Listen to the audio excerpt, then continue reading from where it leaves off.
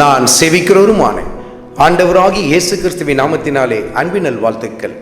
கிறிஸ்து இயேசுவுக்குள் மிகவும் பிரியமான அன்பு சகோதர சகோதரிகளே, யாக்கோபு எழுதின நிருபத்தில் 1வது அதிகாரத்தில் 22வது வசனத்தில், அல்லாமலும் நீங்கள் உங்களை வஞ்சியாதபடிக்கு திருவசனத்தை கேட்கிறவர்களாய் மாத்திரமல்ல, அதின்படி செய்கிறவர்களாயும் இருங்கள். கர்த்தருடைய வார்த்தையில் எப்படி எழுதப்பட்டிருக்கிறது பாருங்கள்.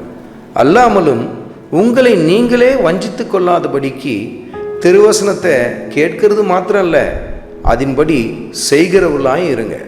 ஏன்னா கர்த்தருடைய வார்த்தையை அநேகர் கேட்கிறார்கள், ஆனால் அதின்படி செய்கிறது இல்லை.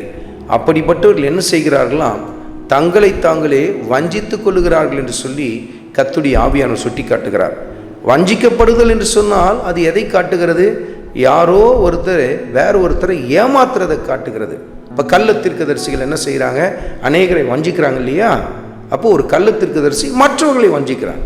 ஆனால் இந்த இடத்துல நீங்கள் பார்த்தீங்கன்னா, வசனத்தை கேட்டும் அதின்படி செய்யாமல் ஒரு மனிதன் போவான் என்று சொன்னால், வேற யாரோ அவனை வஞ்சிக்கல, அவன் தன்னையே வஞ்சித்து கொள்கிறான் என்று சொல்லி கர்த்தருடைய ஆவியானவர் சுட்டி காட்டுகிறார் பாருங்க.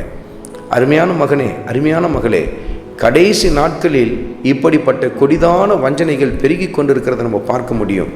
வசனத்தை மிக அருமையாய் கேட்கிறது போல காணப்படும், ஆனால் அதற்கு கொஞ்சமாகிலும் ஒரு கூட்டம் கீழ்ப்படிவதே இல்லை பாருங்கள். நீங்கள் அப்படிப்பட்ட ஒரு நிலையில் காணப்படுகிறீர்களா? திருவசனத்தை கேட்கிறவர்களாய் மாத்திரமல்ல, அதின்படி செய்கிறவர்களாயும் இருங்கள் என்று சொல்லி கர்த்தருடைய ஆவியானவர் உங்களோடு கூட இடைபடுகிறார். கர்த்தருடைய வார்த்தையை கேளுங்கள், வாசியுங்கள், தியானியுங்கள், கீழ்ப்படியுங்கள், அதற்கு உங்களை அர்ப்பணிக்க ஆரம்பியுங்கள். கர்த்தர் உங்கள் வாழ்க்கையிலே மகிமைப்படுவார். ஆண்டவராகிய இயேசு கிறிஸ்துவின் கிருபை உங்கள் அனைவரோடும் கூட இருப்பதாக. ஆமென்.